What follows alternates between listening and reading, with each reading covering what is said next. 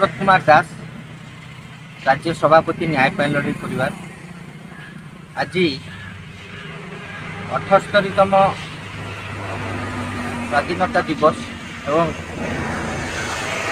यही स्वाधीनता दिवस अवसर में सारा ओडिशावासी न्याय पाई लड़ाई परिवार तरफ अनेक अनेक शुभेच्छा और अभिनंदन जनाऊँगी।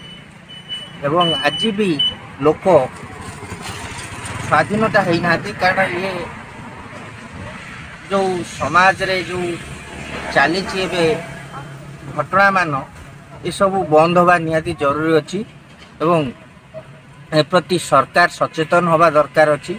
एवं आज मोर मध्य जन्मदिन ये जन्मदिन अवसर रे मु सारा ओडिशावासी को आशीर्वाद भिक्षा करी एवं आगु को केमिति न्याय पाई लड़ाई परिवार उन्नत काम करिपरिबो एवं लोक मानक सेवारे लागि परिबो पीड़ित मानक कामरे लागि परिबो एथि पई ओडिशावासी आशीर्वाद कामना करूछि।